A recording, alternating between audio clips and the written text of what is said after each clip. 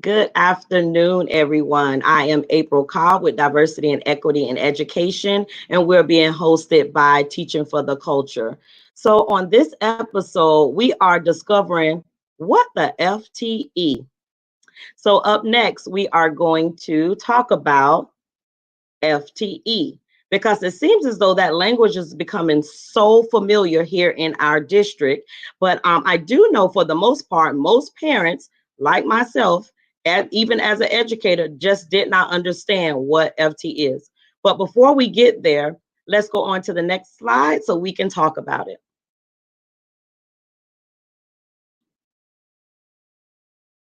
And it's coming. So, what is FTE? Before we can go there, we have to go back and do a little bit of research. And with that research, it's going to include the Florida Education Finance Program, which I will refer to as much as I can, as FEP.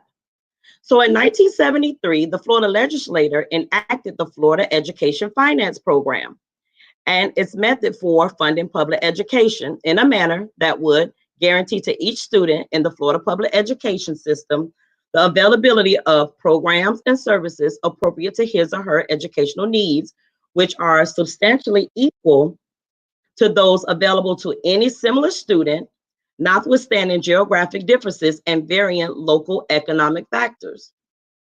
Yes, we have another acronym to add to our alphabet soup of education.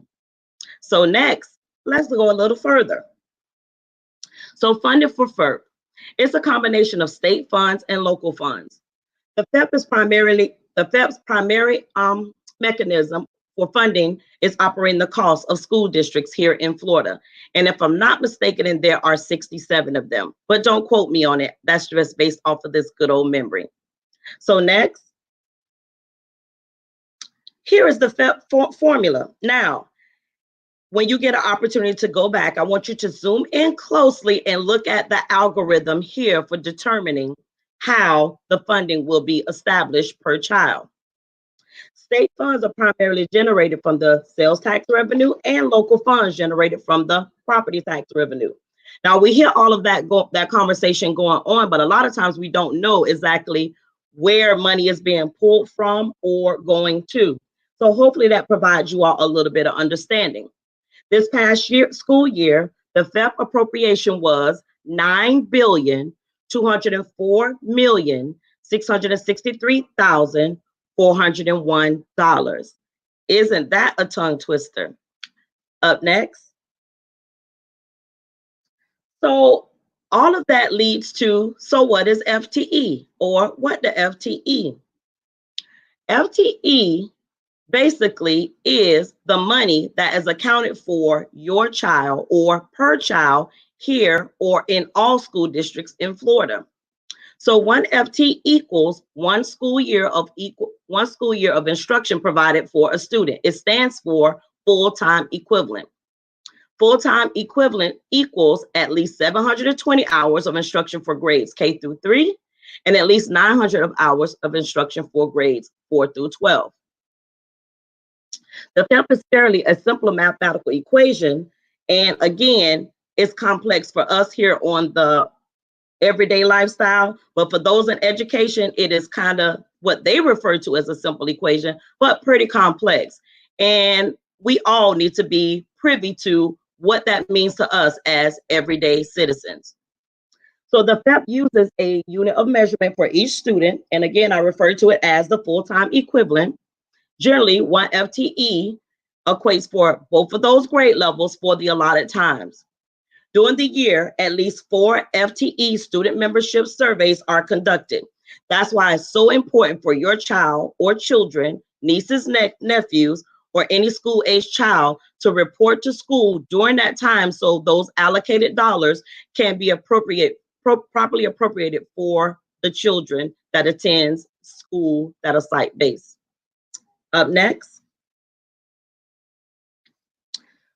So the base student allocation from state and local funds is determined annually by the Florida legislation and is a component in the calculation of base funding.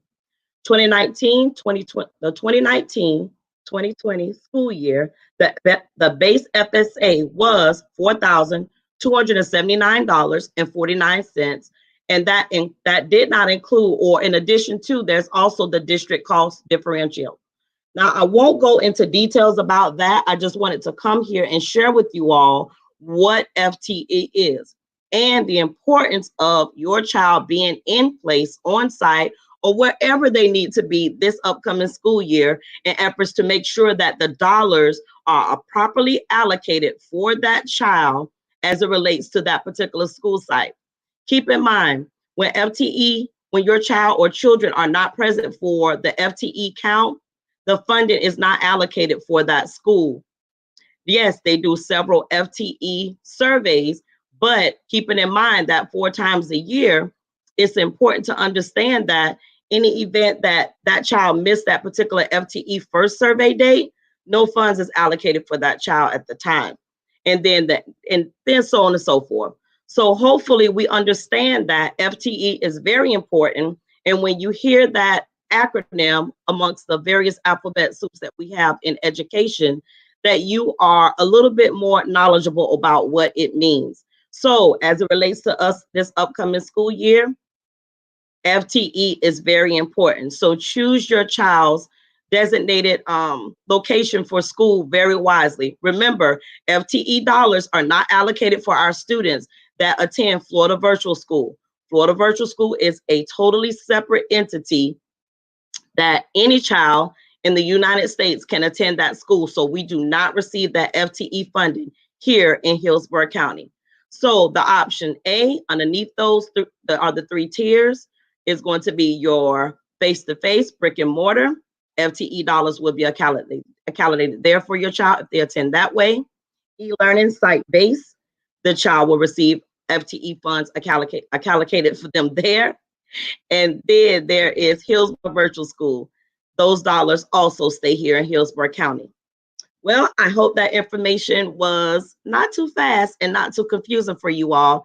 I'm April Cobb with Diversity and Equity in Education, and we was hosted by Teaching for the Culture. Enjoy your day.